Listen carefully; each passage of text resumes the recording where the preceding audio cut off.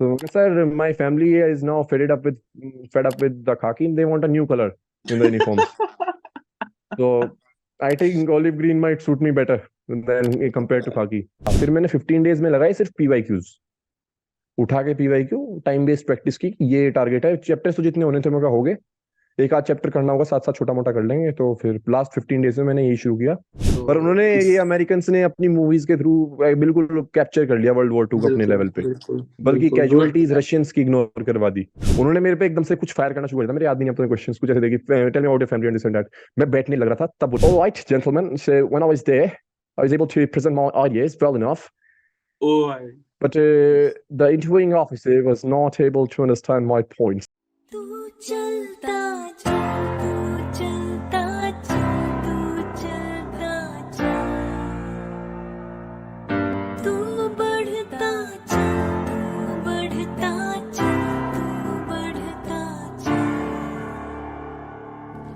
तू लड़ता जा, तू लड़ता जा, तू लड़ता जा, तू बढ़ता जा, तू बढ़ता जा, तू बढ़ता जा।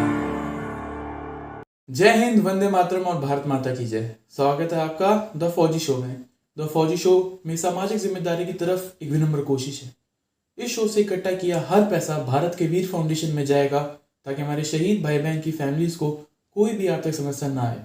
आपके एक लाइक, शेयर और सब्सक्राइब से किसी की सहायता हो सकती है, क्योंकि मैं खुद एक एक्स एनडीए हूँ और नेशनल डिफेंस एकेडमी में 3 साल ट्रेनिंग किया हूँ। मैं सम्मान करता हूँ हर उस भाई बहन का जो सरहद पर है, ताकि हम जैसे लोग, आप और मैं, चैन की नींद सो सके। जय हिंद, वंदे मातरम, भारत माता की जय। स्वागत है आपको on the Fauji show. Today we have with us very special guest, NDA recommended in his first attempt, Devansh. ठीक है, Devansh is still in 12th and the best part, इसने फर्स्ट अटेम्प्ट में ही अपना पेपर और अपना एसएसबी क्लियर कर लिया। 450 प्लस ये कुछ एम कर रहे हैं महाराज। And he is also student of a long time partner and friend अफपा। सो अफपा पिछले कोर्स में 186 भेजे हैं। इस कोर्स में they will break their records. उनके सोशल मीडिया पर क्या बोलते हैं, लाइव सेशंस हो रहे हैं, so do check them out as well. Also उनका link is in description, do check them out. Coming back to Devansh, Devansh is a state player boxer, state player shooter, state player footballer। बेतरतीब sports खेलता है लौंडा, ठीक है। And Haryana का है, ठीक है। तो देख ही रहे हो तुम, एकदम सुनखा है और तो मसल वसल है। और लड़कियां इसके स्कूल पे मरती हैं इस पर। So heartiest congratulations on getting recommended Divansh. And thank you भैया। Very proud of you. थोड़ा अपने बारे में ऑडियंस को बता कि कौन है देवांश, कहाँ से आता है और क्यों तेरे को फौज ज्वाइन करनी है। सो कमिंग टू मी भैया, मैं देवांश एक नॉर्मल स्टूडेंट था पहले। अगर हम 8th क्लास से ट्रैक करना शुरू करें, मेन एजुकेशन क्योंकि वहीं से शुरू होता है। नॉर्मल उससे पहले स्टूडेंट के 10th में 99.2% थे normal student. Now please continue normal student. so, उससे पहले तक तो मैं नॉर्मली जैसे बॉक्सिंग और सारे स्पोर्ट्स वगैरह में ज्यादा रहता था। ये पढ़ाई मतलब प्रायोरिटी नहीं थी, चलते फिरते पढ़ लिए वैसा कुछ था। तो फिर ऐसे ही चलते रहे तो पहले मैं बॉक्सिंग में था, उसके बाद मैं शूटिंग में आया। उस वेरिकोज वेन हुई, उसके बाद मैंने बस उसकी वजह से छोड़नी पड़ी शूटिंग। तो उसके बाद मैंने 10th में थोड़ा हो गया था कि ये तो कुछ सीरियस मैटर है अब, 10th में तो पढ़ना पड़ेगा। फिर सेमेस्टर एग्जाम आ गया हमारा। हमारे 2 सेमेस्टर में एग्जाम हुए थे एक्चुअली। तो हमारे पे क्या था, कांस्टेंट प्रेशर था कि अब तो पढ़ना ही है, अब आगे बोर्ड, अब आगे बोर्ड। तो उस चक्कर में फिर हमने तैयारी की, आगे अच्छे से मार्क्स। फिर 11th में आए, 11th में फिर से स्पोर्ट्स में घुस गए। 11th में मैंने लगभग सारे स्पोर्ट्स खेले थे उसमें, चाहे जेवलिन हो, चाहे शॉट पुट हो, बॉक्स, फुटबॉल मेरा मेन गेम था। और बाकी सारे भी कई सारे गेम्स खेले थे मैंने डिसेंट लेवल तक। तो फिर उसके बाद अब हम 12th में आए। सो 12th में मैंने मई में आपका चला गया था, 22 before May. Is written exam, ठीक है। बिफोर इज रिटन एग्जाम, इसको श्योर था रिटन तो क्लियर हो ही जाएगा, तो ये अफवाह चले गया। हाँ, फिर। हाँ, उससे पहले OTR का सिस्टम नहीं था भैया। तो अप्रैल में हाँ जो एग्जाम हुआ था ना, उसमें हाँ तो बिल्कुल फकौल करके आया था। तो फिर उसमें समझ गया कि ये तो रिटर्न भी हार्ड चीज है। तो पर फिर भी था हाँ कि अगली बार तक ये टॉपिक हो जाएंगे तो क्लियर हो जाएगा किसी भी तरह। हाँ हाँ ये टॉपिक हो जाएंगे, क्लियर हो जाएगा। और किसी को हाँ भरोसा नहीं था, बस मुझे ही था बस। तो भेज हाँ। दिया पापा ने भी। तो वहाँ अपने फ्रेंड के साथ गया था मैं, तो फिर अच्छा, पापा जी दिल्ली पुलिस में है, ठीक है। पापा दिल्ली कमेंट पुलिस सेक्शन में। में बदतमीजी नहीं चलेगी। हाँ बोल। तो उसमें हम निकल गए आफ्पा भी। तो 22 मई में था, तो वहाँ आफ्पा में बहुत मजा आया वैसे तो। अभी भी मेरे आफ्पा के दोस्त बने, वो अब तक टच में है, सब कुछ है। फिर वो एक और चीज हो गया, मैं एक कोर्स लास्ट लेटर, क्या नाम, लेटर था मेरा उनसे। सो वे उनका क्या हुआ, उनमें से कुछ रिकमेंड भी हुए। तो उनसे कॉन्स्टेंटली टचअप मिलता रहा कि एसएसबी क्या होती है, कैसे होती है। मतलब आफ्पा तो आपको ट्रेनिंग दे रहा था, उन्होंने एक्सपोजर अलग अपनी पर्सनल भी दिया, फीडबैक। सो मिक्सअप हो गए सब कुछ मिला के। फिर सितंबर में एग्जाम दिया। सो एग्जाम में भी ठीक गया एग्जाम भी। 450 के करीब निकल गया, तो बस ठीक निकल गया, गए मेरिट। 450 आ रहे, 400 प्लस। ठीक मेरिट गया। इन तो ही जाएंगे। तो तो ये फिर उसके बाद एसएसबी आई। एसएसबी से पहले ही मैंने दिसंबर में सर्जरी वगैरह कराई, तो मैं अमेरिकोज की, तो फिर वहां गए। एसएसबी का उसके है। अलावा इलाहाबाद 34 एसएसबी भैया। ओ ग्रेट, 34। वो तो नेवल बोर्ड है ना, आई थिंक। नहीं नहीं भैया, आर्मी का ही है। आर्मी बोर्ड है। हाँ जी, आर्मी है। डीसी लग सो गई। वो उसका भी एक अलग इशू था। उससे पहले क्या हुआ था, हमारे जो पिछले बैच के थे, हमारे सीनियर जो मतलब जो आपा वाले थे, उस टाइम रिजेक्शन सेंटर बताए थे 34 को। हम्म। और हमारा नैनीताल पे टूर चल रहा था। सो उस टाइम मैंने चेक करा कि चलो चेक करते हैं, डेट आ गई। किसी ने बताया मुझे फोन पे, जलंधर का हुआ आया था उस लड़के का। उसने बताया कि डेट आ रही भाई, लिए नहीं क्या। तो मैंने चेक की, तो एक डेट स्लॉट में खाली स्लॉट पड़े थे काफी। 54 स्लॉट खाली, बाकी सब में 7 8। तो मुझे लगा ये तो सही है, डेट ले लो। तो ले ली। फिर पता लगा वो 34 बोर्ड है। तो एक बार को मेरी भी ऐसी तैसी होगी कि बट यार ऐसे क्यों यार, पहले। पिछली बार इलाहाबाद का तो रिकॉर्ड हाईएस्ट रिकमेंडेशन था बल्कि। हाँ जी, वो रिकॉर्ड इलाहाबाद का था भैया, पर वो बोर्ड वाइज हो गया था थोड़ा इशू। मुझे भी वो ये क्या कहते हैं उसको, एक सुपरस्टिशन सा था। ऐसा नहीं था कि ऐसा था। इलाहाबाद 34 एसएसबी ने बिल्कुल एग्जैक्टली सही बंदे रिकमेंड किए थे मेरे हिसाब से। तो वहां पे मतलब मुझे कोई भी ऐसा केस तेरे नहीं साथ लगा कि। कितने लोग रिकमेंड हुए हैं अभी? नो भैया, टोटल माय नो है। God, and out of. हम आए थे 62, 34 इन, और no recommend. So very statistics nice. सही थी। 36 तो काफी ब- सही है। काफी सही थी, बस वो डर बन गया था कि 34 है, 34 है। तो वो डर लास्ट तक था, तो ऐसा तो ठीक है। वैसे कुछ नहीं था। अच्छा थोड़ा रुक जा, इस पे आप बात करते हैं रिटर्न पे। ठीक है, फर्स्ट हम्म। अटेम्प्ट में निकाला है तूने, तो एक आइडियल रिटर्न स्ट्रेटेजी दे, रिसोर्सेज दे, बुक्स दे, यूट्यूब चैनल्स जो फॉलो किए, स्ट्रेटेजी, टिप्स, प्लीज गो। सो भैया रिटर्न में जहाँ तक था, मैंने सबसे पहले तो मेरा मतलब बेसिक अपने पाथ फाइंडर की बुक मंगाई थी, वही वाइट वाली मोटी वाली। सो वो मैंने एक तरफ से शुरू की, कुछ चैप्टर्स मेरे 11th के चैप्टर्स। मुझे पता था कि मेरा 11th स्ट्रॉन्ग रह पाएगा, क्योंकि 12th का सिलेबस अंडर वे था। तो 12th का मुझे पता था, अगर 12th अंडर वे है तो आप उसे कवर कर नहीं सकते, कैलकुलस वगैरह को खासकर, क्योंकि तब नया था। उस पर ब्रशअप आता है रिवीजन के साथ, तभी वो यूजेबल है। सो फिर उसमें मैंने फिर भी उनको थोड़ा ब्रशअप की इस्तेमाल के लिए यूज कर लिया थोड़ा सा, कि कैलकुलस भी थोड़ा सा ले लो। फिर मेरा दूसरा था कि मैंने जीएटी से निकाला पेपर ज्यादा, बजाय आईएससी वालों के लिए फायदा रहता है थोड़ा सा इंग्लिश वगैरह का, अगर बाय कंपेयर टू सीबीएसई या अदर बोर्ड्स। तो आईएससी के लिए अगर आप टारगेट कर रहे हो, तो बेटर है आप इंग्लिश से टारगेट करो जीएटी को। फिर मेरी हिस्ट्री और पीसीएम पीसीबी सही थी 10th तक की। तो उसमें भी निकल गया। तो मेरे जीएटी में बने थे 350 के करीब, 352 पे, 300 कुछ ऐसे। और मेरे मैथ्स से बने थे 104 से 107 के बीच में कुछ। तो उसमें मैथ्स में मेरा मेन टारगेट वही था। मैंने 11th का शुरू किया था, एपी वगैरह, AP GP and all that. तो उन सब से अलजेब्रा और अपना कैलकुलस और इन सबको टारगेट करके, और खासकर वो इकोनॉमिक्स वाला पार्ट आता है भैया, वो कॉमर्स का लास्ट में, वो सेक्शन, वो स्टैटिस्टिक्स वगैरह का, वो सिंपल आता है बिल्कुल। तो उसे उठा लिया बिल्कुल, वो तो एकदम तेजी से हो गया, प्रोबेबिलिटी तेजी तो से कर लिया। साइंस बैकग्राउंड का है ना, 11th 12th? जी भैया। ओके, फिर कंटिन्यू। तो हमारे में होता है ना वो, कि सेक्शन में आता है कि कॉमर्स सेक्शन और भी आता है, और वो भी आता है चॉइस में। क्योंकि कॉमर्स वाले भी मैथ्स लेते हैं, तो हमें पढ़ाया जाता है, क्योंकि वो इजी पड़ता है बोर्ड्स के लिए।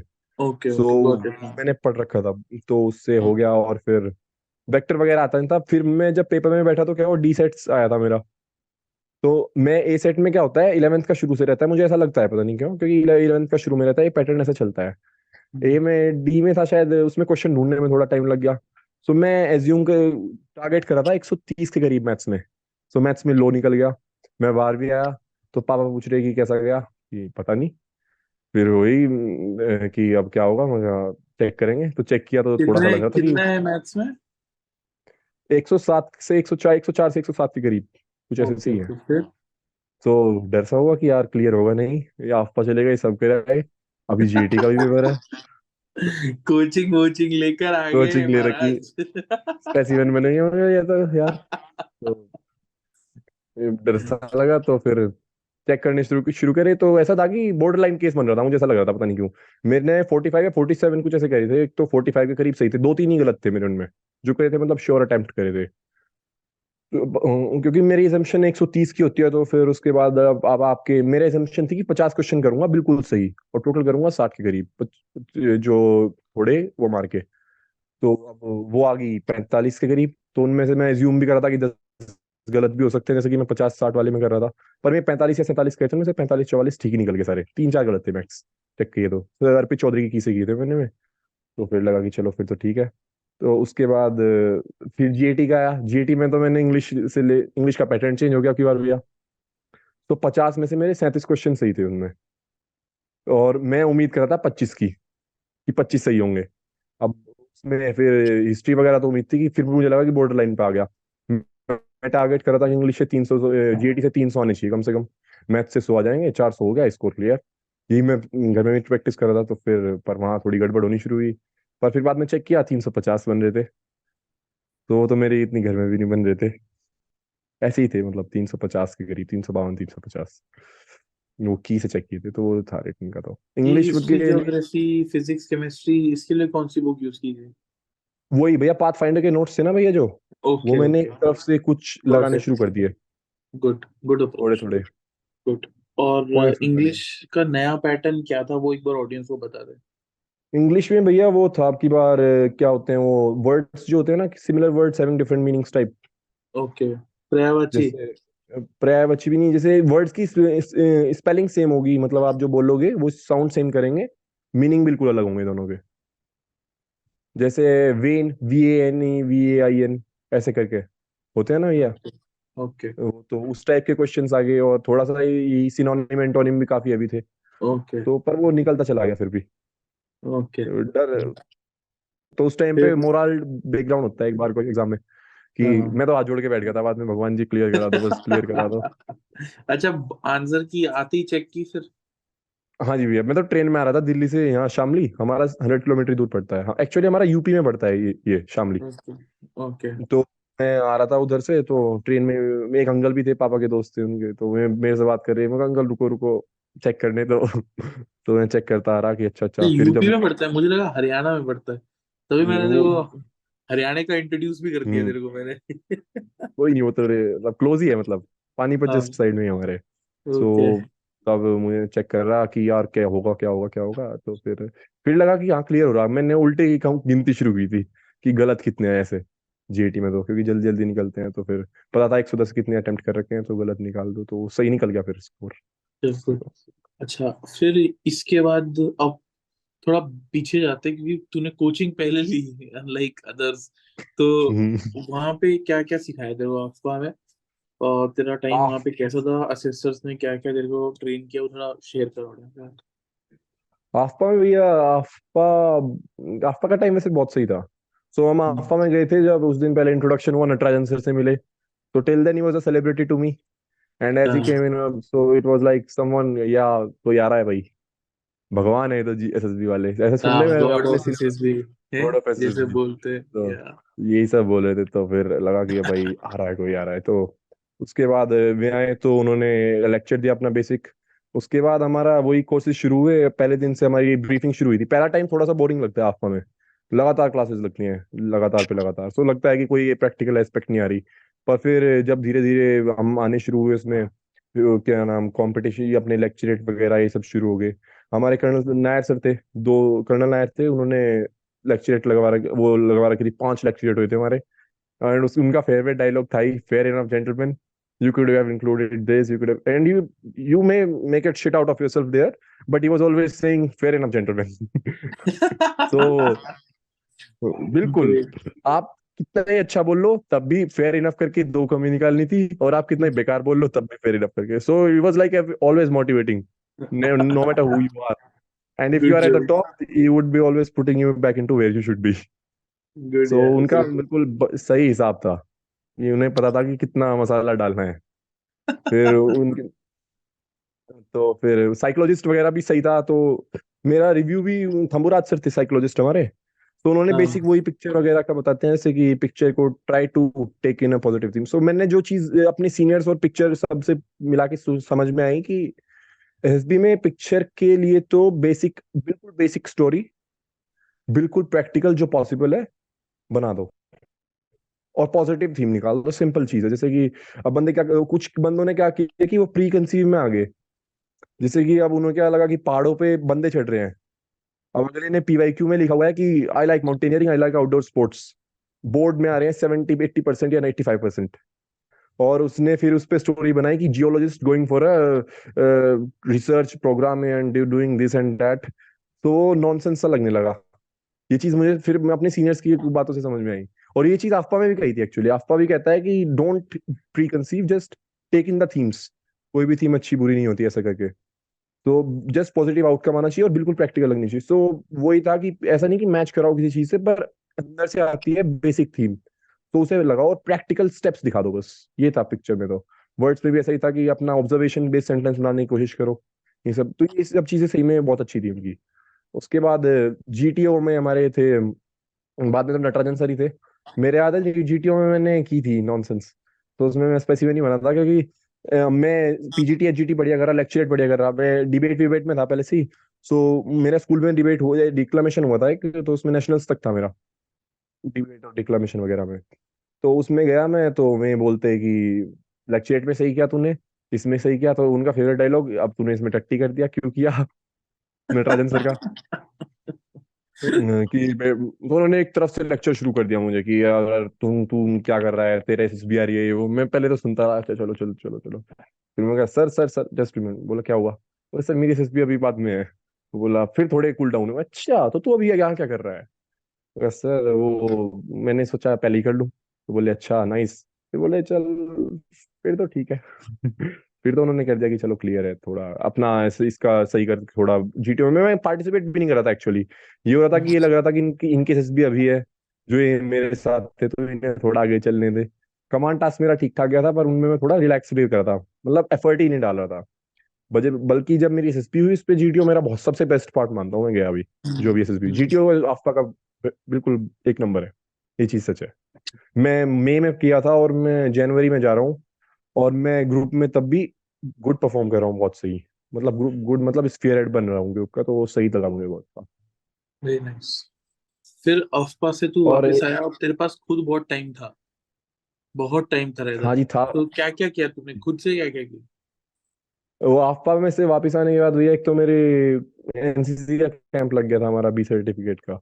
सो उसमें गया था मैं 15 जून के अप्रोक्स करीब, हाँ। उससे पहले बीच में जो टाइम था, उसमें मैंने थोड़ी सी मैथमेटिक्स मैथ्स लगाना शुरू करा दोबारा, कि अब आ रहा है एग्जाम की भी तैयारी करो। तो उसी टाइम मेरे याद है, मेरा 2 घंटे पहले फॉर्म भरा गया था, मुझे पता भी नहीं था। 6 तारीख थी शायद, 6 जून। सो उसमें मैं 4 बज गए थे, 6 बजे बंद हो जाती थी विंडो। तो मेरे दोस्त का तो रह गया था, फिर मुझे लगा था 18 जून, किसी ने बताया कि 18 जून तक है। तो मैंने सोचा रिलैक्स करूं, फिर भी मैं सोचा मैंने भर दूं। पापा भी कह रहे थे बाद में भर लेना। सो मैं बच गया 2 घंटे से, वो भी लक चल रहा था मेरा सही। उसमें कितने फिर आए? उसके बाद उसके अच्छा, दोस्त का रह गया। सेकेंड अटेम्प्ट तो अभी हुआ ही नहीं ना तेरा? हाँ जी, उसमें नहीं हुआ अभी मेरा, अभी सेकंड अटेम्प्ट आएगा अभी। तो मैंने उस टाइम एग्जाम भरा था, तो उस जस्ट फिर उसके बाद मैंने अपनी अगस्त, क्या नाम, जुलाई शुरू हुआ तो हमारे स्कूल में परेड होती है 15 अगस्त की, एनसीसी की। तो उसमें हम्म। तैयारी चली थी, साथ साथ में एग्जाम की कर रहा था थोड़ी थोड़ी। स्कूल में मैंने प्रिंसिपल से परमिशन ले ली थी कि 1 घंटा लाइब्रेरी में अपनी पाथ फाइंडर लेके चला जाता था, थोड़ा बहुत कर लेता था जितना होता था।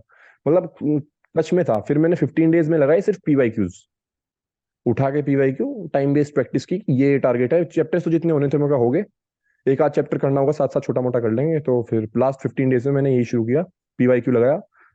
दिन में 3 या 4 पीवाईक्यू मैंने 15 से 20 पीवाईक्यूज लगा दिए थे। 15 पीवाईक्यूज जीएटी का, किसी दिन 2 जीएटी एक मैथ्स, किसी दिन 2 मैथ्स एक जीएटी, ऐसे करके 3 पीवाईक्यू का मेरा पैटर्न रहा था। तो वो लगाता जा रहा था, लगाता जा रहा था। तो लास्ट तक मेरा फेयरली कॉन्फिडेंट था कि रिटर्न तो हो जाएगा। वो एग्जाम में भले ही थोड़ा जोल्ट सा लगा एकदम से, क्या हो रहा है। सो फिर पर फिर भी हो गया वो क्लियर एक बार को। ग्रेट। थोड़ा importance of sports and CC activities के ऊपर बात करते हैं। हाँ जी भैया। तेरे पीआईक्यू फॉर्म में पीछे क्या क्या लिखा था, थोड़ा ऑडियंस को बता। मेरे को सुनने में लग रहा है, मुझे ऐसा लग रहा है बहुत कुछ लिखा होगा तूने। हाँ जी भैया, तो स्पोर्ट्स में था भैया मेरा। पहले ऊपर पहले तो एनसीसी, मैंने ए और बी दोनों। बी बी अपियरिंग भैया। बी में अभी मैं अच्छा, हूँ प्रेजेंटली, ए एट ए प्रेजेंट। करके बी अपीयरिंग, है ना? बी में अपियरिंग हो गया अभी। स्पोर्ट्स। तो हाँ जी, वो बी का भी एक मेरा एक स्पोर्ट्स में लिखे थे मैंने, तीन जो स्ट्रॉन्ग थे मेरे अभी। अच्छा, वो लोग कहते हैं कि ज्यादा स्पोर्ट्स नहीं लिखते, तो अपने वो लिखोगी जिनका पता हो। बॉक्सिंग लिखा था, थाई बॉक्सिंग, और शूटिंग, और अपना फुटबॉल।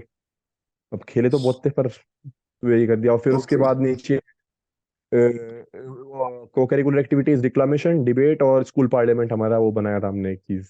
वो भी अलग डिक्लेमेशन में बकेट। भी नेशनल्स तक जा रखा है तो, राइट? जी भैया, जी। और डिबेट में मेरा स्टेट में हो गया था, जोनल पे गोल्ड था हमारा, स्टेट था उसमें। फिर उसके बाद नीचे आए तो पोजीशन ऑफ रिस्पॉन्सिबिलिटी था, तो वो मैं अभी एनसीसी का कैंप हुआ था ना जो मैंने मेंशन किया अभी, CATC 130 था, 85वीं हाँ बटालियन का हमारी। हाँ तो उसमें मैं परेड कमांडर था, सीनियर ऑफिसर था, अपॉइंटमेंट लगाया था मुझे। सो उसके बाद अपना क्या नाम, हेड बॉय था मैं अभी इस साल स्कूल का। उससे पहले फुटबॉल टीम का वाइस कैप्टन था, सो ये सब मेंशन कर दिया। तो लोडेड तो हो गया लोडेड है, था, फिर लगा भी था कि डेफिनेटली लगेगा इस लोडेड पर। है। अच्छा, लोडेड है, बैक फायर भी कर सकता हाँ, है। तेरे घर पे कितने मेडल्स हैं तेरे,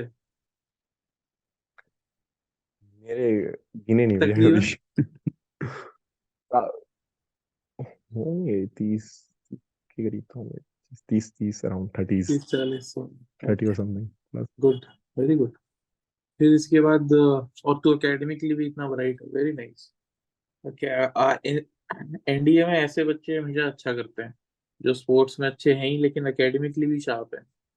तो जाके ना गधों की तरह बीए मत ले लेना वहां पे, ठीक है? बीएससी कंप्यूटर साइंस लेना, अरेबिक वही फ्रेंच लूंगा, मैं लेना, सोच रहा था। और अच्छे से स्कोर करना, मेरिट वेरिट बनाना, अच्छे से चोट मत खाना, बस बाकी सब कर लेगा वो, ठीक है? गुड। और एकेडमी टीम जी शूटिंग भैया। के लिए ट्राई करना, फिर बिजी रहेगा तू उसमें, ठीक है? हम्म। वही है। और अगर स्क्वाड्रन तुझसे पूछे, वो थोड़ा रगड़ा वगड़ा कर शायद बचते हैं। जी। हाँ वो तो बचेगा ही, बट अगर तुझे स्क्वाड्रन पूछे कौन सी स्क्वाड्रन जाना है, ऐसा गलती से अगर तेरे को अपॉर्चुनिटी मिले, तो पता ना कहाँ जाना है? इंजन्स। हाँ, इंडिया या। स्क्वाड्रन, ठीक है?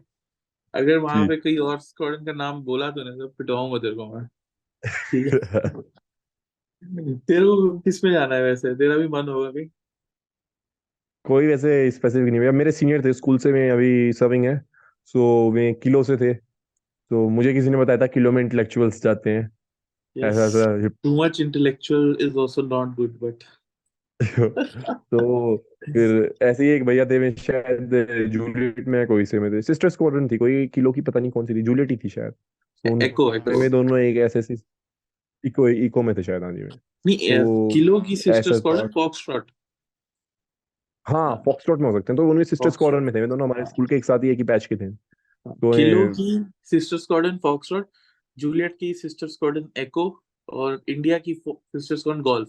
तो सिस्टर स्क्वाड्रन होता है कि उस कैडेट, वो जो जैसे मैं इंडिया स्क्वाड्रन का हूँ, ठीक है, तुम हमारी सिस्टर स्क्वाड्रन गोल्फ। तो सिस्टर जी स्क्वाड्रन का मतलब है कि तुम गोल्फ में जाते हो और वो तुम्हारी खातिरदारी करते हैं, तुम वहां पे सिस्टमर हो, ठीक है? और आराम से फैल के तुम लेट सकते हो, सो सकते हो, टीवी देख सकते हो, मतलब तुम्हारे पास सिस्टम प्रिविलेजेस हैं, तुम्हें जाके तुम बिगड़ सकते हो वहां पे जाके, ठीक है? तो अगर कहीं भी वीकेंड को कहीं छुपना उपना होगा तो गोल्फ स्क्वाड्रन चल जाते थे हम लोग, पूरा कोर्स। तो मतलब ये तो चल अकेडमी में तेरे को पता चल ही जाएगा तो टाइम के सीनियर साथ। नहीं आते थे भैया पीछे से? यार सीनियर भी हमारी तरह छुपने आ रहे थे तो क्या ही बोलेगा। First two first two third tower सारे छुप रहे हैं एक साथ ही गोल्फ में। अच्छा तू भी यहाँ पे? हाँ सर मैं भी यहाँ पे हूँ। बट बढ़िया था। फिर फोर्थ टर्म में ऑनवर्ड्स तुम सीनियर हो जाते हो, तो तुम अब सिस्टर स्क्वाड जाओगे तो अच्छा नहीं लगेगा। मतलब जूनियर्स के लिए एग्जाम्पल सेट नहीं होता ना कि तुम सीनियर हम्म। होके खुद ही भाग रहे हो अपने स्क्वाडन से।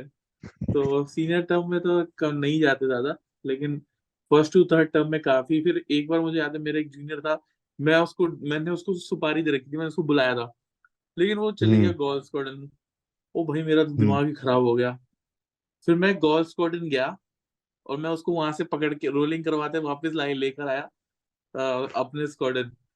तो जैसे ही मैं अपने स्क्वाड में घुसा, हमारे सामने हमारा डेवो आया और मैंने जैन बोला और मैं पीछे मुड़ा तो वो वापस भाग गया मेरा जूनियर। तो इसलिए मतलब वो तो रहता ही है, बट चल ठीक है, when you are junior then you also do it, so that या इज तो चलो पार्ट एंड पार्सल।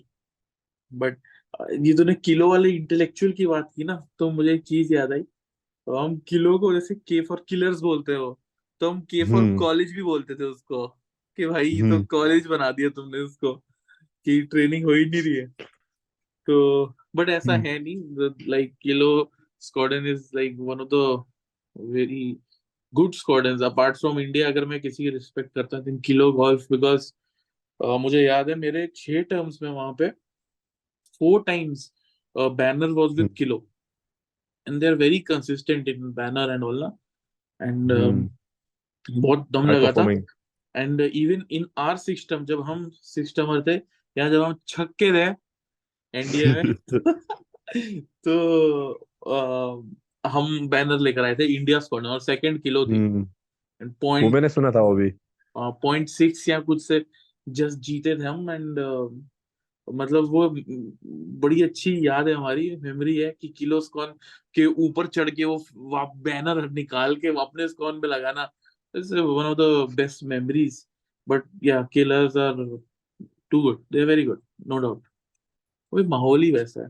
बट चलो एनीवेज, मूविंग एट, तेरे पे आते हैं वापस। इससे पहले मैं वापस अपनी यादों की बारात पे निकल जाऊं, तो स्क्रीनिंग का पार्ट बता। इलाहाबाद तू पहुंच के 34 SSB, कितने लोग आए स्क्रीनिंग में, कितने लोग स्क्रीन इन हुए? हमारा भैया स्क्रीनिंग रेट सही था काफी। 64 आए थे हम, 32 स्क्रीन इन हुए। वो 62 आए हाफ, थे, 34 स्क्रीन इन हुए। हाँ 50, 34 लगभग, ऑलमोस्ट 34 50%। 62 ऑलमोस्ट। ये ज्यादा ही हो गया 50 से बल्कि। तीन फालतू ही ले ली उन्होंने। या सो वो ऐसा ही था कि हमारा तो स्क्रीनिंग बड़ी सही गई मेरी। जैसे हम ग्रुप में बैठे तो पहले ही वो था, मैं मुझे एक ने बताया था बल्कि कि ग्रुप डिस्कशन और सब में रहना है, आवाज बोल्ड है तेरी, सब फ्रेशर्स आएंगे, कोई टेंशन की बात नहीं है। तो सबसे पहली चीज ये है, जेंटलमैन बन जाओ, बी एन एब्सोल्यूट जेंटलमैन। यही एसएसबी में ग्रुप डिस्कशंस का तरीका है, जस्टिफाई करो थोड़ा अपनी टर्मिनोलॉजी कैमरा को, को तुम्हें जस्ट जेंटलमैन रहना है। नीचे कर।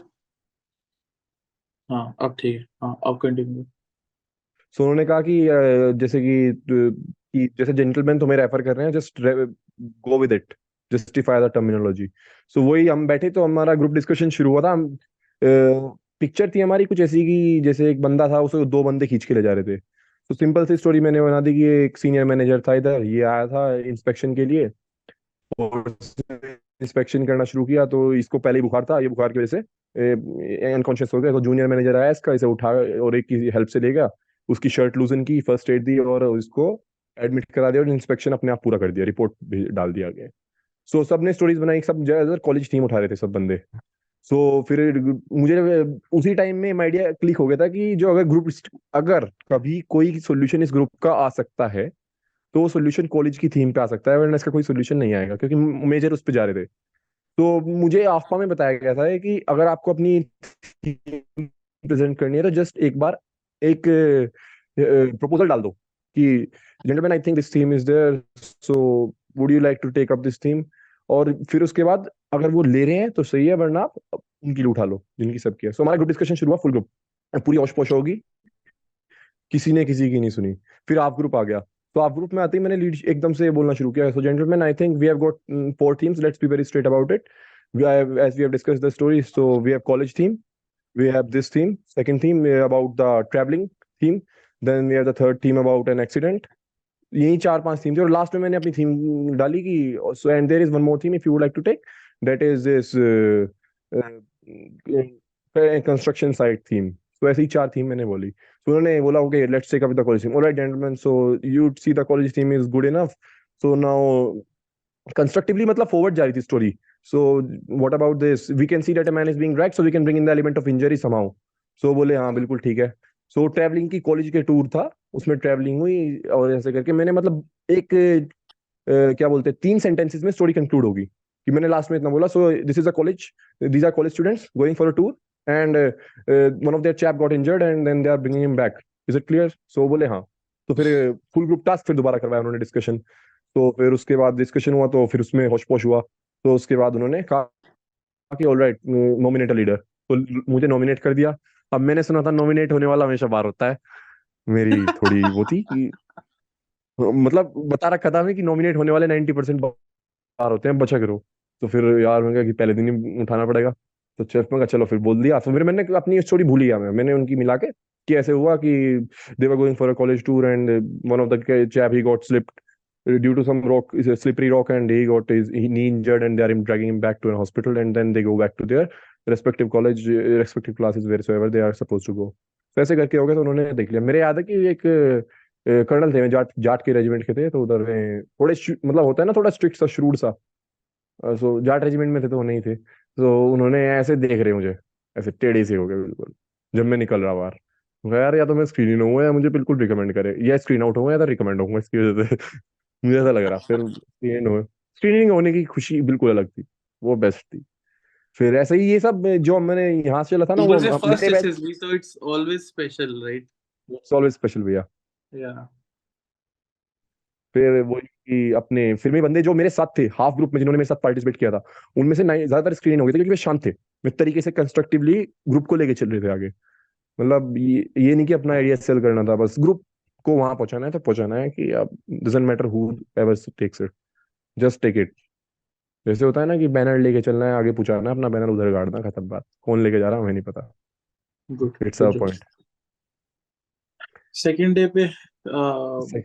साइकोलॉजी भैया। साइक है ना? इंटरव्यू कब हुआ तेरा? सेकंड डे ही हो गया था। ओ ग्रेट। पहले साइक की बात करते हैं। ब्लैंक स्टोरी क्या थी? ब्लैंक स्टोरी भैया वही मैंने स्कूल पार्लियामेंट मेंशन किया था ना उसमें, अपनी पीआईक्यू में। सो हाँ। मैंने उस पे ही बना दिया कि एक ये था, एक लड़का, इसको नॉमिनेट किया हेड बॉय। ये मेरी एक्चुअल लाइफ स्टोरी थी।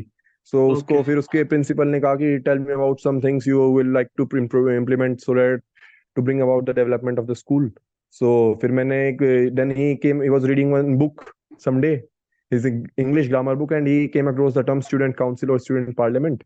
So it clicked to him, and he got a discussion with the other mates, and he constructed a cabinet of the higher officials, like the captains and all, and then brought about a body so as to bring about the uniformity and proper regulation to all the ranks of the school administration. So this way school में good. एक body बन गई और coordination बन गया। तो simple सी story camera थी वो, ठीक है। एक्चुअल एक्चुअल लाइफ से कोई सिंपल सी स्टोरी उठा के लिख दी भैया। गुड। और डब्ल्यूएटी एसआरटी कितनी थी? भैया मेरी एसआरटी तो मेरी 32 हुई थी बस। ओके। इंटरेस्टिंग। क्वालिटी इंटरेस्टिंग, बहुत बहुत। तो वो क्या तो उस हुआ, टाइम कुछ डिटेल में लिखने लग गया था या मतलब पता नहीं चला डिटेल टाइम डिटेल का? Actually detail okay. डिटेल का था। अपने टाइम का क्या भैया, वो एक तो मैं प्रैक्टिस में भी था काफी टाइम से। एसआरटी डब्ल्यूएटी की तो मेरे 60 की 60 हो गए थे। तो हो गए थे, पर एसआरटी में 32 था। उसमें मेरे याद है कि अब उसमें आया कि अ वुमन इज बीइंग क्या नाम blindfolded by two men, two goons, what will you do. तो उस टाइम लगा कि यार अब इसमें अगर मैंने ये लिख दिया कि I will confront and I will go back, तो 3 रिएक्शन लिखूंगा तो उसमें तो नॉनसेंस लगेगा। सो मैं ऐसी ऐसी एसआरटी 5-6 थी में, वो टाइम कंज्यूम करके सारा उनमें मैंने लिखा, he would throw some spelt some stones at the goons and they would try to follow him, the women will sneak away in the due course, and he would form a retreating rear guard, something of that sort। Retreat करता हुआ थोड़ा थोड़ा fall करता हुआ भाग जाएगा, और लड़की भाग जाएगी। तो ओके। In interesting. जस्टिफिकेशन ऐसी 5-6 आती है, बट थोड़ा डर तो एक्शन लगा चाहिए। होगा उसके बाद कि यार तो उनमें 32 32 थी। बहुत भैया बहुत, 32। फिर तो ऐसा हो गया था, फिर मैं हो गया था कि यार होगा तो होगा। फिर तो ऐसा हो गया था ना कि अब मेरे पे गिराई क्या। सो मैं कहा कि एसआरटी तो मैं बढ़िया करके है नहीं, एजेट तो कुछ है इंटरव्यू। नहीं, खोने को तो कुछ है नहीं।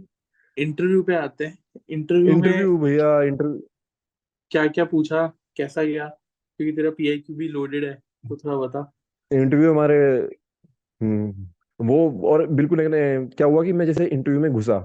सो एक्चुअली पहले तो करते हैं कि थोड़ा काम डाउन करो, आराम से पूछेंगे। उन्होंने मेरे पे एकदम से कुछ फायर करना शुरू कर दिया। मेरे याद भी नहीं अपने क्वेश्चंस कुछ ऐसे देखिए, tell me about your family and this and that. मैं बैठने लग रहा था तब बोलने शुरू हो गए थे मेरे क्वेश्चंस। तो फिर वो बोले, तो वो सब मैंने छोटे मोटे क्वेश्चन थे, वो बताओ कि tell me about your sports वगैरह ही पूछा था उन्होंने सबसे पहले। तो मैंने वो सब बताया। उन्हें मैं मिस आउट भी कर गया एक आध चीजों पे, डिबेट डिक्लामेशन में मेंशन ही नहीं कर पाया उसमें। तो फिर वो एक फिर उन्होंने तरीके से अपने वो 15 राउंड क्वेश्चन होते हैं रैपिड फायर, वो शुरू किया। फिर उसके बाद उन्होंने इंट्रोडक्शन दिया कि gentleman for the next 40 to 45 minutes will be talking, and we will building the talk upon your PIQ or when whatever your past and future is, and we will predict your future, something of assessment sort. So उसने फिर उन्होंने शुरू किया, deputy president थे हमारे, तो हमारे में डाइव इन नहीं कर रहे थे एक्चुअली। मतलब मैं बेट भी दे रहा था, जैसे बताते हैं ना हमें बेट दो थोड़ा सा कि इस पे डाइव करो सॉफ्ट पॉइंट पे। तो मैंने अपनी हॉबी में लिखा था लर्निंग फॉरेन एक्सेंट्स। सो अच्छा, मैं एक्सेंट्स बोल लेता था, मतलब दो तीन। हाँ जैसे जी। सुना तो मुझे कुछ। लगा कि यार पूछेंगे, अमेरिकन और ब्रिटिश था, जैसे कोई भी।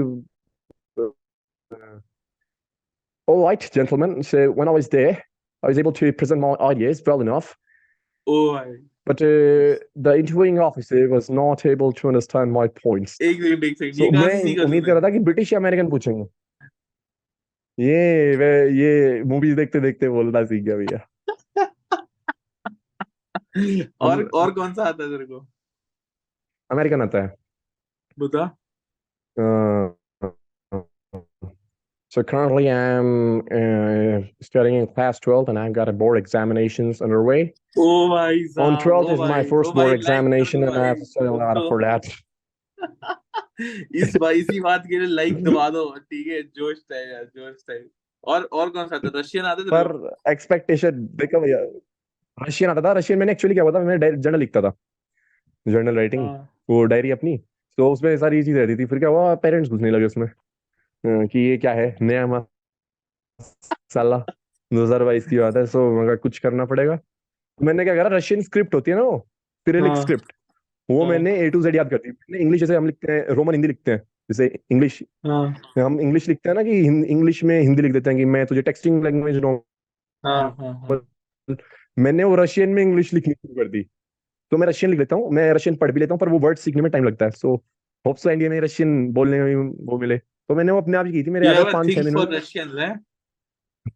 में। Language. Language, language. Good good. अच्छा, सुना कुछ रशियन, क्या बोलते हैं इसमें, एक्सेंट में? मेरे एक दो लाइन भी आती है। सो वैसे ही वो उनकी, उन्होंने यही पूछा था बल्कि मेरे से रशियन एक्सेंट। मैं तैयार था ब्रिटिश अमेरिकन की, रशियन क्योंकि प्रॉपर एक्सेंट नहीं आता वो, कि एक्सेंट है क्या वो, मतलब। तो रशियन में ऐसा हुआ था, जैसे वे नॉर्मली बोलते हैं, हम तो बोलते हैं नॉर्मली कि so we are going there, so वो हैवी टोन में बोलते हैं, so we are going there and gentlemen, you are supposed to do like that. So he said that you're doing some sort of a mimicry, gentlemen. But no, sir, I'm not doing a mimicry. It is somewhat of an accent, but it sounds mimicry to us because we don't know it.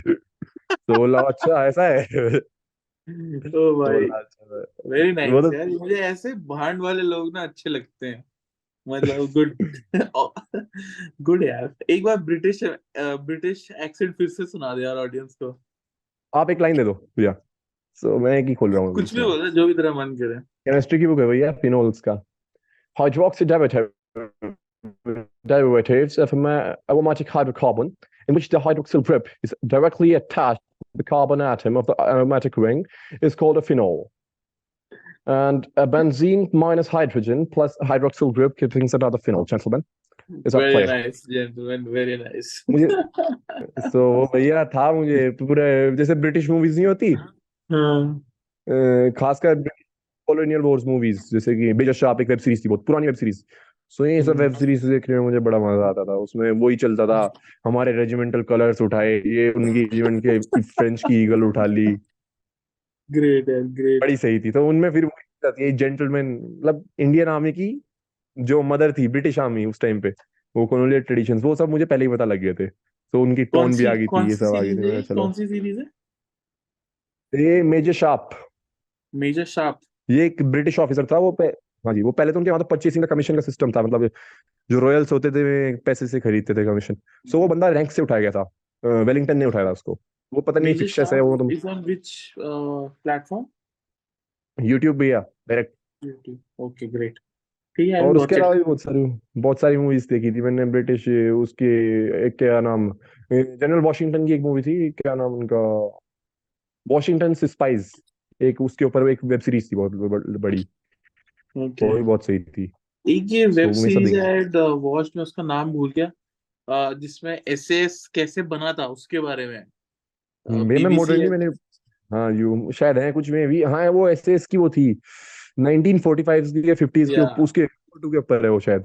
हाँ, and ऐसे एक और rogues. है band of brothers करके, ये band of brothers American वो है, वो देखी थी, वो भी देखी थी बेस्ट मैंने। Series, best best series. Series. वो बिल्कुल प्रैक्टिकल और बिल्कुल इंफॉर्मेटिव सीरीज बिल्कुल, मतलब वो आई थिंक वर्ल्ड वॉर 2 के है। ऊपर जैसे वॉर होता है बेस्ट। वो ऐसा ही होता है। हाँ, जैसे जैसे बुक में जी हाँ। लिखा हुआ है, ऑलमोस्ट जितना आइडेंटिकल वो कर सकता था स्टीवन स्पीलबर्ग और टॉम हैंक्स, उन्होंने किया है। तो बढ़िया बिल्कुल है। रिकमेंडेशन है, बैंड ऑफ ब्रदर्स, 10 एपिसोड है तो देख सकते हो। जी। इस पे मिलेगी, जियो सिनेमा पे मिलेगी। वो तो जो सिनेमा में मिल जाती है हाँ, बैंड ऑफ ब्रदर्स थी, और एक दो और थी उसमें। सेविंग प्राइवेट रायन है मूवी, एक अच्छी काफी। सेविंग वो प्राइवेट तो Ryan, yes, all time. Another. अच्छा, इसकी सेविंग एक बैंड प्राइवेट ऑफ रायन थी ब्रदर्स एक। की एक और मूवी है पैरेलल, पैसिफिक रिम करके। पैसिफिक ठीक रिम। है, हाँ, same director, same producer, everything same, just कि they are making this Pacific rim. Pacific rim जो जापानीज कैंपेन है मरीन्स का, जी। ठीक है, वर्ल्ड वॉर 2 हम्म। का, उसके ऊपर अच्छा। अमेजिंग आज बस अमेजिंग है। कंटेंट, ठीक है, हम्म। चेक करना। और अभी इन्होंने एक और निकाली है एविएटर्स का, वर्ल्ड वॉर 2, वो मुझे उसका नाम नहीं हम्म। याद आ रहा है, इन दी एयर या कुछ ऐसा करके है, अब उसका ट्रेलर देख रहा था मैं। तो ये कुछ अच्छे वेब सीरीज है, देख सकते हो। एनीवेज, थोड़ा एसएसबी पे आते हैं, वरना लोग सोचेंगे क्या अजीब लोग हैं, ठीक है। और इंटरव्यू में आगे क्या पूछा फिर उन्होंने? इंटरव्यू में भैया फिर वो ऐसे ही चला था, मैं तो लाइट हार्टेड था पूरा, वो प्रेशर डाल भी रहे थे बीच बीच में, फिर वो देख रहे थे कि चलो नॉर्मल चला, आधा घंटा चला था मैक्स बस।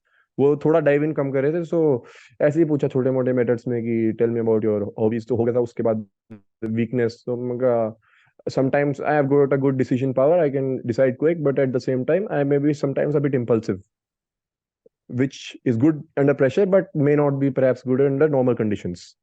सो फिर वो बोले अच्छा, फिर उन्होंने बोला कि tell me something irritates you, so मैंने बोला कि when some people panic under pressure, so example मांगने लगे। सो मैंने कहा कि my sister was there, my sister she studied in Saint Stephen's भैया।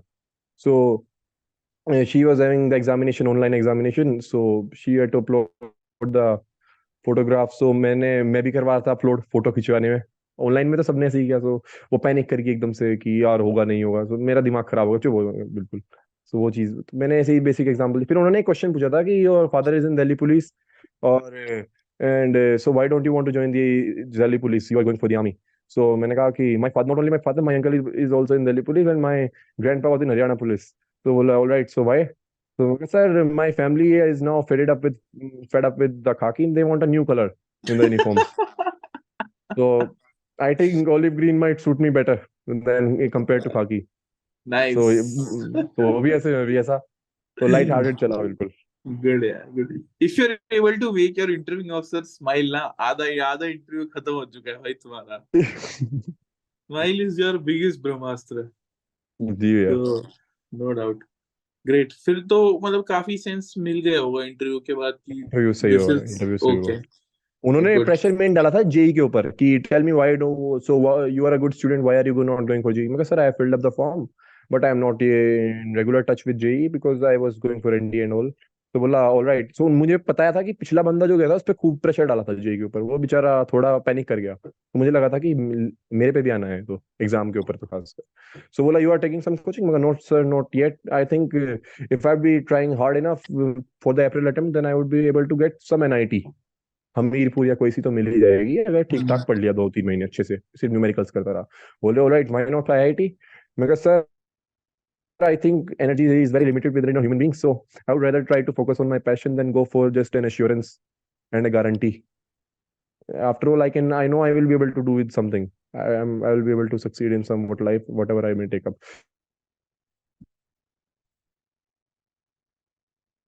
दिया उनको, तो बोले चलो फिर तो चलो ठीक है। ग्रेजुएशन करनी थी, फिर मुझे बैकअप में मेरा सिविल था भैया, कि सिविल ओके। से अभी अच्छा अच्छा ग्रेजुएशन बैकअप लूंगा, कोई बेसिक जॉब ढूंढनी है, थोड़ा अपना फाइनेंशियली थोड़ा सा स्टेबल होके, कैमरा। फाइनेंशियली थोड़ा स्टेबल होके इस तरफ बढ़ते जाना है। तो वो था आइडिया नहीं, मेरा। आई एम श्योर अच्छा ही होगा जो भी तेरे नसीब में लिखा है। You are a good guy. Like if I am in my squadron तो I would want you there at least. तो ये तो है ही, बिकॉज वो भैया क्या है, आपका बहुत लोग रिकमेंड हो जाते हैं लेकिन उनमें वो बात अभी भी नहीं आई है, training polishes them and then hmm. वो प्रोडक्ट बनता है। लेकिन तू जोशटा ही बंदा है। तू क्या पूछ रहा था? वो आपका मैंने कई बार सुना हो कि आपका अकेडमी में से वो हो गया था विड्रॉल, तो उसका रीजन हाँ मुझे आज तक समझ नहीं आया। यार, ये ना मैं ज्यादा इस पे बोलता नहीं हूँ वीडियोस पे, वरना मुझे ऐसा लगता है कि लोग डिमोटिवेट ना हो जाए, जी। क्योंकि the way it can be interpreted, and I have seen my own cousin brothers and all relatives getting demotivated for Fauj. तो मेरे को स्पाइन पे चोट लग गई थी, आई गॉट कंप्रेशन फ्रैक्चर, मैं ब्रोक कपल अच्छा। Of my ribs. तो फिर बोर्ड आउट हो गया मैं।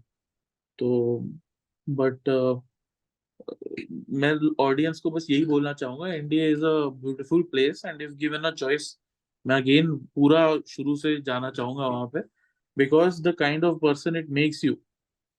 आई अंडरस्टैंड कि काफी लोग बोलते हैं कि आपके पास टेंशन नहीं है, और एक्सग्रेशिया और डिसेबिलिटी ये सब थोड़ा सा है, कॉम्प्लिकेटेड है। मैं मानता हूँ ये सब, लेकिन जो गुड चीज है वो ये है कि आप में एक ट्रिमेंडस सेल्फ कॉन्फिडेंस आ जाता है कि आप लाइफ में बिल्कुल। कुछ भी कर सकते हो। लाइक अगर डॉक्टर बोले ना, यार तू कभी खड़ा नहीं हो सकता, तू कभी चल नहीं सकता, तो इवन स्टिल यू से ठीक है, मेरे फोर्थ टर्म से तो बेकार नहीं होगा ना। मतलब ऐसा वो आ जाएगा तेरे दिमाग में।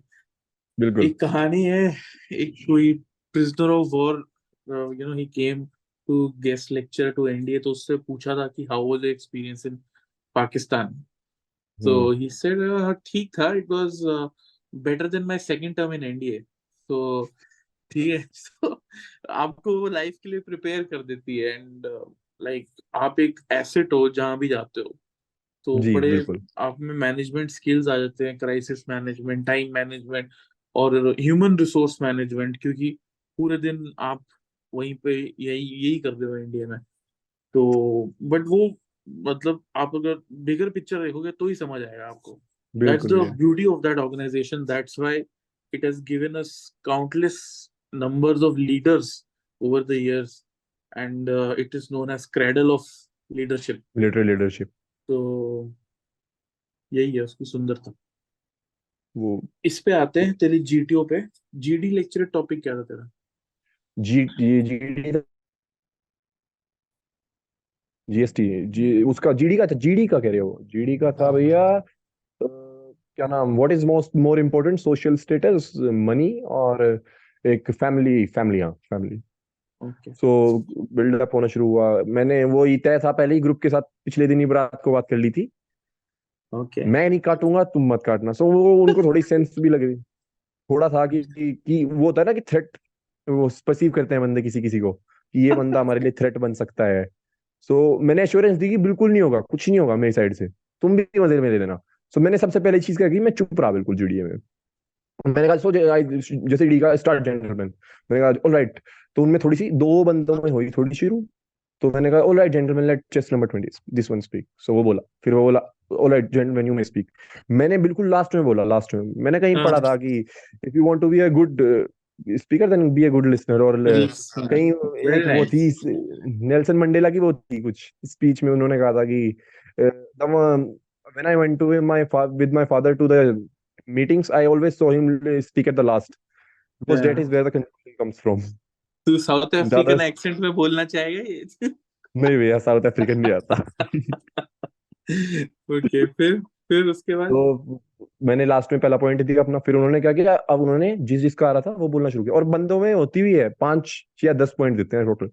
तो उन्होंने बिल्कुल होश पोश नहीं हुआ। मेरे याद है कि हम जब बाहर निकले दूसरे कमरे में इतनी जोर से आवाज थी, हमें बाहर सुन रही थी, हमारे कमरे में बिल्कुल शांति से चल रहा, एक एक पॉइंट आ रहा, all right gentleman you are speaking very great, but at the same time I would like to highlight that ये सोशल स्टेटस इसलिए जरूरी है, उसके साथ साथ तो किसी को काटा भी नहीं, जैसे बस वही gentleman behaviour, don't under estimate anyone, just treat him like fellow officer. ऐसे ही चलते रहो, कि फेलो ऑफिसर है अपना तो उसके साथ चलते रहो, चलते रहे। ऐसे ही जी वगैरह सब निकलता चला गया था। लेक्चर टॉपिक जीएसटी भैया। और बाकी तीन? बाकी थे भैया, मेरे याद है कि जी दो हाई लेवल टॉपिक, एक आता है वो हाई लेवल, तो जीएसटी दिख गया मुझे।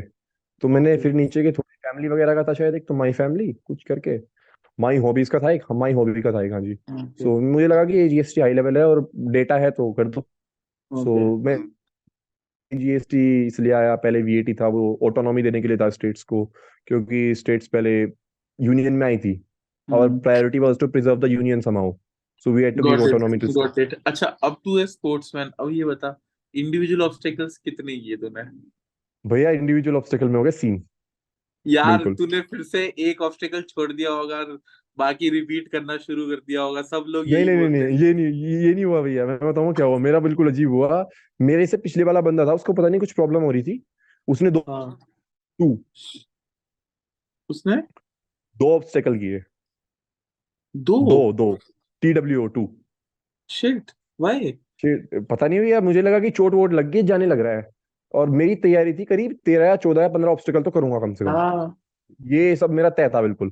मैं आफ्ता भी कर लेता था, काफी स्ट्रांगली कर लेता था। हाँ। सो अब मैं देख रहा कि जीटीओ मेरी तरफ देख रहा, मैं जीटीओ की तरफ देख रहा कि विसल तो बजी नहीं, शायद मैं जूते टाइट कर रहा था, शायद तब विसल बजी। मैं जीटीओ की तरफ देख रहा, वो मुझे मुझे देख रहा, तो 10 सेकंड हुई, 15 हुई, 20 हुई, 25 हुई, फिर वो मुझे देख रहा, लगा था मुझे लगा कुछ गड़बड़ है, मैंने हाथ लगा के देखा पहले के। फिर उसने कुछ नहीं बोला, वो स्टार्ट हो चुका, मतलब टाइम 2.5 मिनट पता नहीं कितना बचा होगा, मुझे नहीं पता, मैं अब तो पेलना शुरू कर। मैंने एकदम से तेजी से शुरू कर दिया भागना, इधर से चला उधर से चला, मेरे शायद 8 या 9 9 ऑब्स्टेकल हो गए थे उस टाइम में, 9, 8 या 9, तो उसमें मैंने क्या किया, 10 9 8 7 डिसेंडिंग ऑर्डर में जो दिखता चला गया वो फोड़ता चला गया, मैंने 1 या 2 नंबर, मेरे शायद 51 या 53 पॉइंट थे कुछ से उस टाइम में भी। सो मैंने हाई लेवल के शुरू कर दिया, और जब मेरे पे बची 10 सेकंड 5 सेकंड, तो मुझे लगा बताया था कि बर्मा ब्रिज पे उतार नहीं सकता बीच में, तो मैंने भाग के लास्ट तक बर्मा ब्रिज प्रिजर्व रखा, 7 पॉइंट का 6 पॉइंट का था, भाग के बर्मा ब्रिज पे चढ़ गया, उतारे तो है नहीं, तो मैंने वो पूरा किया, आराम से उतर के आया, उसके भी पॉइंट जुड़ गए। सो ऐसा किया था, तो शायद उसे वो अच्छा लगा कि अप्रोच सही था, क्योंकि मैं डिले तो हो गया था पूरा अपने पिछले वाले बंदे की वजह से, उसने 2 ही करे थे, मेरे याद है, मेरे सामने ही हुआ था उसका पूरा खत्म। कमांड टास्क में कितने किए तूने? कमांड टास्क कमांड तो टास्क भैया में वो, कितने लोगों ने बुलाया तेरे को, सॉरी? मुझे बुलाया था, शायद हमारा 8 का ग्रुप था, 3 4 ने बुला लिया था, ओके। 3 या 3 और करीब। कॉन्फ्रेंस में कितनी देर तेरे से क्या क्या पूछा अंदर बुला के? कॉन्फ्रेंस में भैया मैं गया, तो मैं अंदर घुसा, तो उन्होंने कहा कि ऑलराइट, बेसिक क्वेश्चन पूछा कि tell me about your performance. तो सर मैं कहा my performance was I think good enough, and I have formidable group of fantastic chaps around me, and they were really good in guiding me, and I think they carried me through many parts of the problems which I faced. So मुझे, मैं GTO को पता था कि मैं थोड़ा leading में चल रहा था, क्योंकि मुझे नॉमिनेट किया हुआ था उन्होंने 2 3 बार, जीपी में मुझे नॉमिनेट कर दिया, ये सब हो रहा था, तो उन्हें पता था कि ये लीडिंग में था। सो फिर मैंने बोला कि I think my chaps are formidable and they carried me through all those problems. फिर बोला अच्छा, so to gentleman, so what did you do? Well, sir, we were like perfect, sir, a machine is built up by various screws, they oh my function in God. they function in perfect cohesion. So like if one screw moves, the other moves, so we were like fitted in, we were built for each other, and I could not have thought of a better group, and at the end there were some things I missed out on, but I have more things to be happy about than to regret. So बोला अच्छा, that was good enough. So उन्होंने SRT वगैरह पूछी नहीं मेरा, शायद उन्होंने बस वही कैरिड वाले पे क्वेश्चन बना दिया, कह दिया ऑलराइट जेंटलमैन यू मे गो। फिर मैं बाहर गया, तो अब वो आ गया अपना, वही कर्नल जो बताया था ना मैंने, जाट वाला, वो थोड़ा श्रूड सा था, तो आगे उन्होंने बोलने शुरू करे, chest number this, chest number this, अब उल्टे सीधे आने शुरू हुए, चेस्ट नंबर 2, चेस्ट नंबर 11। फिर मुझे लगा कि यार जाते नहीं, मेरे दिमाग में चला 10:30 बजे ट्रेन है स्लीपर की, पापा ने करा रखी थी, कुछ नहीं हुआ, कि यहाँ से लगेज उठाऊंगा, अपना क्या नाम है, या तो एसएसबी स्टे में देखूंगा, या फिर रेलवे स्टेशन पे बैठूंगा थोड़ी देर, उसमें 125 रुपये कमरा है, सारी कैलकुलेशन लगाने लग रहा मैं कि ये खाऊंगा वो खाऊंगा, और एक बार संगम देख के जाऊंगा, 10:30 बजे ट्रेन पकड़ के सीधा घर। फिर उन्होंने बोला चेस्ट नंबर 14 में, कहा आ गया। फिर मैं एक बार तो सरप्राइज हो गया, चलो भाई हाँ हो गई, शायद रिकमेंड हो गया। फिर उन्होंने मिलने का भी टाइम में देते नहीं बिल्कुल, अपने बंदे थे, एक बंदा रह गया, उसका मुझे थोड़ा हुआ था कि वो शायद हो जाना चाहिए था, कुंवर नाम था उसका, चेस्ट नंबर 5, और एक और था 12 नंबर था मेरा, मतलब ग्रुप में बहुत अच्छा परफॉर्मेंस था, तो पर हुए नहीं वो, बस उनसे मिल भी नहीं पाया, वो थोड़ा रिग्रेट रह जब गया। तेरा सो चेस्ट नंबर लिया तो क्या तेरा रिएक्शन क्या था? मेरा क्या था, मेरे याद हो रहा था चेस्ट नंबर स्क्रीनिंग वाला, चेस्ट नंबर 24 था शायद मेरा, चेस्ट नंबर हाँ 14 हाँ। मेरी। सो फिर उठ के गया, सो एक बार को तो देखो यार, रिकमेंड हो गए, ये क्या हो गया एकदम से, मतलब प्रोसेस नहीं हो पा रहा था क्या हो रहा है, कि नहीं ऐसा लग रहा था कि नहीं इस चीज के लिए तो इतना सपने देखे तो इतनी जल्दी तो मिल नहीं सकती है, कुछ तो गड़बड़ है, तो मतलब बिलीव नहीं हो रहा था, डाइजेस्ट नहीं हो रही थी चीज। ग्रेट। तो फिर पेरेंट्स हो को गया। बताया तो उनका क्या रिएक्शन था? पेरेंट्स को भी मैसेज डाल के छोड़ दिया था मैंने कि पापा मैं रिकमेंड हो गया, पहले तो सोचा कि वो करूंगा प्ले सा, कि मम्मी थोड़ी सी हो रही थी पिछले दिन डिप्रेस सी, कि बेटा जो होगा बता देना, ये वो होता ही है फ्रेंड्स का। सो कि मुझे लगा कि यार चल इनके साथ खेल खेल लेंगे, पर फिर मेरे पास भी इतना स्टेमिना नहीं था। मैंने सबसे पहले फोन किया था अपने एडम ऑफिसर को। क्या हुआ था कि जब हाँ मैं यहाँ आया था इधर अपनी एसएसबी देने से पहले, मैं अपने इधर गया था एनसीसी की यूनिट में। तो उन्होंने मुझे बेसिक ब्रीफिंग दी थी लास्ट में थोड़ी, एडम साहब ने। और मेरे साहब ने मेरे आदत बिल्कुल लास्ट में एक चीज कही थी बस छोटी सी, कि बेटा देख मुझे तो पता नहीं, मैं तो जवान रहा फौज में, तो एक चीज याद रखना, लीडर का काम होता है सबकी सुनो और एक दिशा दो बस। वही चीज मैंने की ये भी और जेसीओ सही साहब मायने में। थे। सूबेदार मेजर। तो उन्होंने यही चीज कही थी और यही मैंने की थी। जेसीओ। हाँ ओके। जी, तो मैं वही मैं करता चला गया था। और एडम साहब को फोन किया कि सर मेरी भाई यही है कंग्रेचुलेटेड मी। फौज का दस्तूर, जेसीओ चलाते हैं असली मशीनरी जो होता है ना। ये सीओ से ग्रेट है। उन्हें बिल्कुल क्रिस्प चीज पता है कि ये है, या ये वो होता है बस। एक्सपीरियंस, वो तजुर्बा ही इतना है ना। Philosophy, crisp philosophy. बिल्कुल ट्रू, सो ट्रू। हाँ फिर अपना एडम सर ने क्या बोला? वो बोले कि अच्छा कॉन्ग्रेचुलेशन देवांश, ये वो। सो फिर उन्होंने बोला सो कितने बंदे रिकमेंड हुए, वही बेसिक डेटा पूछा। सो बोले कि मुझे तो पता ही था तो रिकमेंड होगा, बस मैं तो सोच रहा था कि तेरी साइड से कंफर्मेशन है। मैं कहा अच्छा ऐसा भी था। नहीं, सो उन्हें रिकमेंड तो था कि होना वे ही बोले, था। वे बहुत लास्ट में भी बोल रहे थे, लास्ट में बोल ही रहे थे कि यू आर, क्योंकि उन्होंने मुझे कैंप फैम में भी देखा था, बोल रहे थे कि I know the army will benefit from you somewhat. तो वो ऐसे ऐसे नहीं, वो करके तो बोल है रहे थे ही, कि everyone who talks to you he can make out.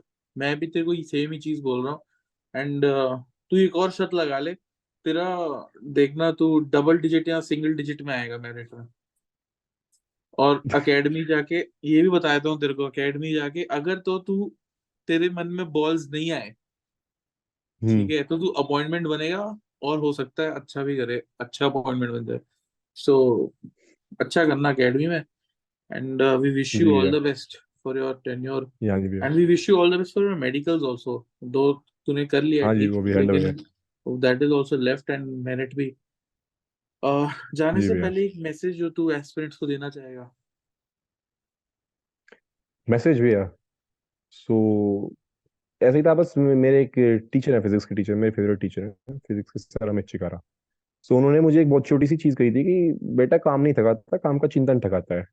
तो मुझे सब चीज पता थी कि मुझे मेडिकल इशू है, ये सब है वो है। तो एंड फिर उन्होंने लास्ट में कहा था कि भी प्रेशर है, आंख बंद करना और ये सोचना मेरा रब मेरे साथ है, तो कोई डर नहीं, कौन खिलाफ है, ऐसे करके।